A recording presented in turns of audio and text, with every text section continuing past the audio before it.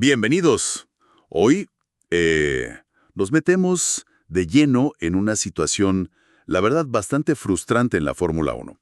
Una que afecta a dos pilotos españoles que seguimos mucho, Fernando Alonso y Carlos Sainz. Parece que les persigue una especie de, bueno, como de maldición de los domingos últimamente, ¿verdad? Sí, totalmente. Es una sensación que flota en el ambiente, después de varias carreras ya. Tenemos aquí un análisis bastante completo, basado en comentarios de gente experta del motor que intenta como descifrar qué está pasando. Porque vemos un patrón, ¿no? Clasifican bien el sábado, muestran velocidad, potencial, Exacto, prometen pero mucho. luego, el domingo, los resultados como que se esfuman por muchas razones distintas. Sí, la fuente original hasta bromeaba un poco con eso de necesitar crucifijos y rituales, ¿te acuerdas? Para ilustrar un poco la desesperación. Claro, es que llega a ese punto. Bueno, nuestro objetivo hoy es justo ese. Desglosar un poco estos incidentes, ver las posibles causas que sugiere el análisis. ¿Es mala suerte? ¿Son fallos del equipo?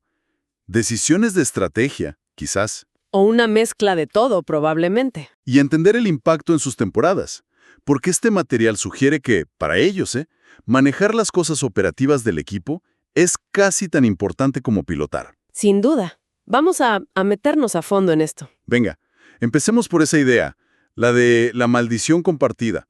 Me parece interesante cómo el comentarista usaba ese tono casi de superstición, porque creo que capta bien la frustración general. Sí, es que ya no se pide que ganen siempre, no. A veces parece que la gente solo pide, bueno, que terminen donde empezaron. Exacto. El patrón es buen ritmo el sábado y el domingo, complicaciones. Si nos centramos primero en Carlos Sainz, el análisis dice que está pasando por la peor racha sin puntos de toda su carrera. O sea, nunca le había pasado esto. Uf, eso es duro. Durísimo para un piloto de su nivel. Y lo que más frustra, según se lee aquí, es que no es por falta de velocidad. El coche está, él está. Claro, el rendimiento base parece que sí lo tienen para sumar puntos casi siempre, pero siempre pasa algo. El material nos da ejemplos concretos, además recientes. Lo de Zandvoort, por ejemplo. Sí, que fue, bueno, discutible quizá, pero ahí está. Y luego en Monza, otro incidente, esta vez con Beierman, justo al empezar. Cierto. Y aunque a Beierman lo sancionaron después, para Sainz la carrera ya estaba muy cuesta arriba. Es como una seguidilla de eventos desafortunados que no le dejan concretar el domingo. Exactamente. El análisis lo define como un año raro y complicadete para Carlos. Muy gráfico. Pero, y esto es importante como señala la fuente, hay que ponerlo en contexto con su trayectoria. Se destaca mucho su resiliencia. El informe dice que siempre ha estado acostumbrado a remar contra el viento. Una frase potente. Sí, suena muy a Sainz, ¿verdad? Totalmente. Si miras atrás, incluso antes de la F1, la fuente recuerda la incertidumbre que tuvo para llegar a Toro Rosso. Aunque ganó las World Series by Renault, que era lo que le pedían en Red Bull, su confirmación tardó, mientras la de Verstappen ya estaba hecha. ¿Qué tiempos aquellos? Sí. Y luego en Toro Rosso, el ambiente Red Bull, que no era fácil. Al final, decidió irse por su cuenta. Y después Renault.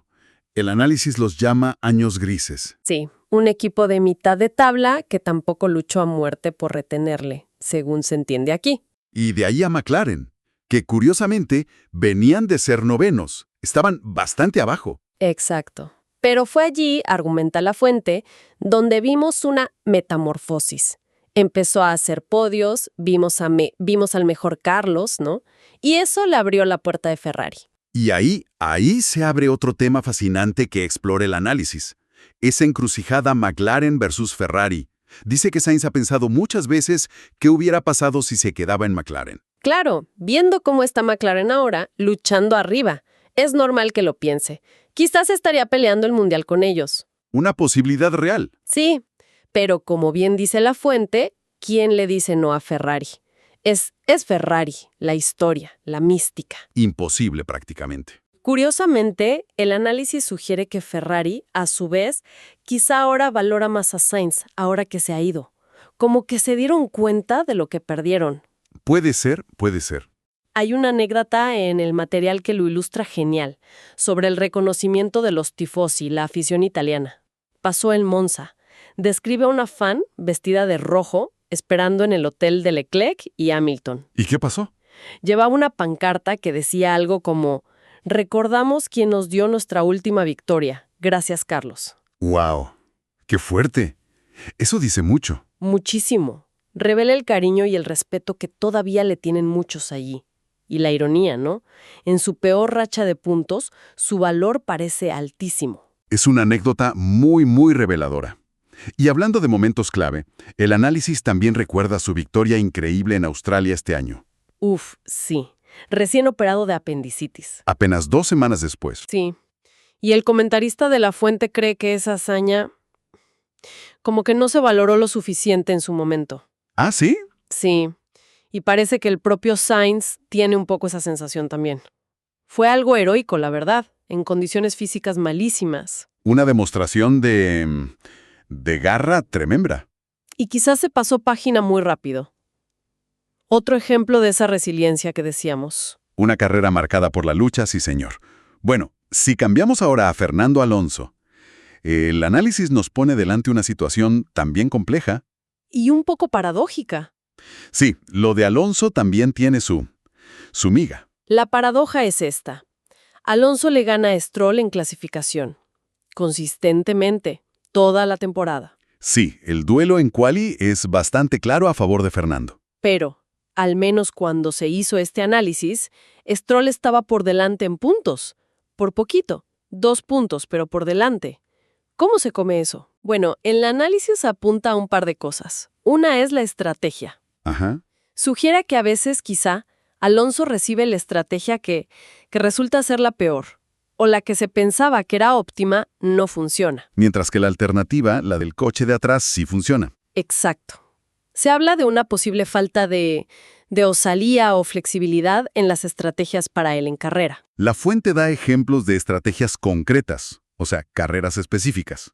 No entra en el detalle de en tal carrera pasó esto, pero sí plantea el patrón general como una de las causas de esa diferencia entre rendimiento puro y puntos. Es más una observación de tendencia operativa del equipo. Entendido.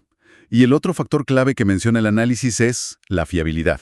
Ahí sí hay un ejemplo clarísimo y reciente. Monza, la rotura del brazo de suspensión. Cierto, tuvo que abandonar. Y aquí el comentarista es muy tajante, insiste, esto no es mala suerte. No. No, lo ve como un fallo de fiabilidad, un error técnico del equipo, punto. Lo compara con el abandono de Norris la carrera anterior, también por fallo técnico. Son puntos que se van por el material, no por el piloto. Es interesante que lo descarte tan rotundamente, lo de la mala suerte. Entonces, ¿la responsabilidad, según este análisis, es del equipo en casos como el de Monza? Totalmente. La visión es esa. Una pieza no debería romperse así en carrera. La culpa está en el control de calidad, el diseño, cosas del equipo. Y a pesar de todo esto, el análisis también destaca el mérito de Alonso, ¿eh? En esa misma carrera de Monza, antes de abandonar, su rendimiento era notable. Sí, clasificó octavo.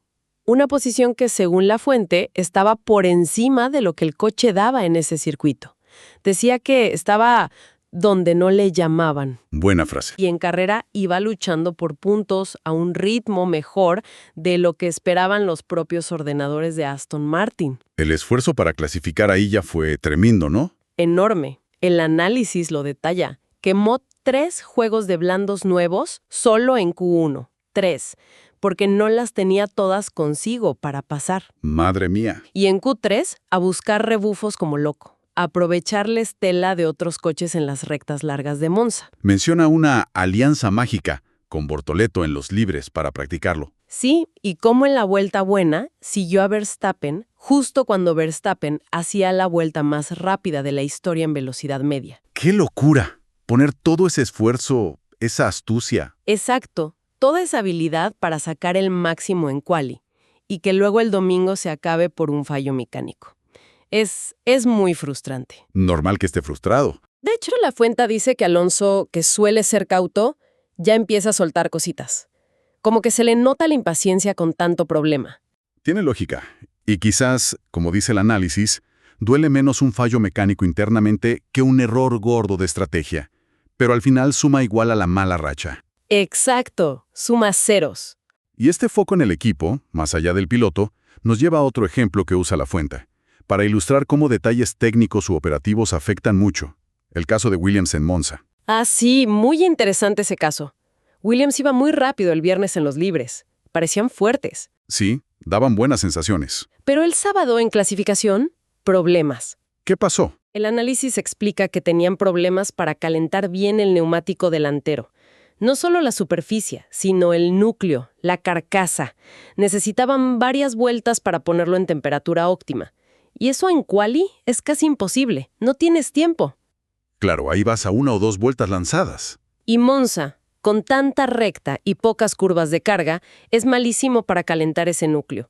Un problema técnico muy específico. O sea que ese problema les impidió plasmar su velocidad en la parrilla. Exacto. Y encima, dice Lafuente, cometieron un error operativo. Habían pensado hacer 2 vueltas rápidas seguidas con más gasolina, pero cambiaron de idea. ¿Y? Pero hicieron la única vuelta rápida con el peso extra de gasolina que ya no necesitaban. No puede ser. Pequeños detalles, ¿ves? Ineficiencias técnicas u operativas que en esta F1 tan igualada te cuestan décimas y posiciones. Y conectando esto con Alonso y Sainz, ¿qué nos dice el ejemplo de Williams? Pues refuerza la idea principal del análisis, ¿no? Que problemas técnicos de fondo, menos fiabilidad en Aston, calentamiento en Williams, o decisiones operativas, estrategias para Alonso, gestión de sesión en Williams, pueden arruinar el potencial de pilotos muy buenos. Y desde fuera, a veces solo decimos, qué mala suerte. Exacto. Pero este análisis nos empuja a mirar más adentro, a ver la complejidad de los equipos. Y sobre el incidente de Alonso en Monza, lo de la trazada, ¿qué dice Lafuente? ¿Contribuyó a la rotura? El comentarista insiste en que vio a muchísimos pilotos pasar por el mismo sitio todo el finde, sin problemas. O sea que no fue por eso. Su conclusión es clara. Fue un fallo de la pieza, no de la trazada de Alonso. El foco tiene que estar en la fiabilidad del coche, en Aston Martin, no en buscar culpas en el piloto. Bien, creo que el panorama queda bastante más claro ahora. Recapitulando un poco lo que sugiere este análisis, esta maldición de los domingos para Sainz y Alonso, pues no es una sola cosa. No, es una mezcla compleja. Hay incidentes en pista, algunos mala suerte pura, otros por errores de otros. Hay decisiones de estrategia de los equipos que, bueno, vistas después, son cuestionables. Y muy importante, los fallos de fiabilidad. Eso es. No se puede simplificar como mala suerte y ya está. Lo que sí destaca Lafuente, y es verdad, es la resiliencia de los dos. Aguantan mucho. Sí, eso es admirable. Y esto nos lleva, inevitablemente, a pensar un poco más allá, ¿no? A preguntarnos hasta qué punto estos problemas que se repiten los domingos, en pilotos de tanto talento, no serán síntomas de desafíos más profundos en sus equipos. Te refieres a Aston Martin ahora con Alonso y a Ferrari en la etapa reciente de Sainz que también se menciona. Exacto. ¿Qué nos dice esto de cómo gestionan la presión? ¿De la calidad de las decisiones bajo estrés? ¿De la ingeniería? ¿Del control de calidad? Son factores internos, pero que vemos en la pista. Claro, sobre todo en equipos que quieren maximizar el potencial de pilotos estrella.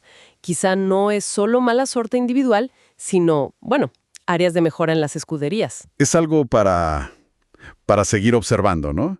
Cómo evolucionan. Definitivamente. Da para pensar. Una perspectiva muy interesante, sí. Y para ir cerrando, nos quedamos con una última reflexión de Lafuente.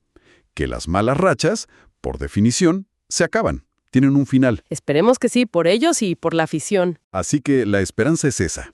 Ver pronto a Carlos Sainz y a Fernando Alonso traducir todo ese talento y esfuerzo en los resultados sólidos que, según este análisis, merecen de sobra en la pista. Ojalá sea pronto.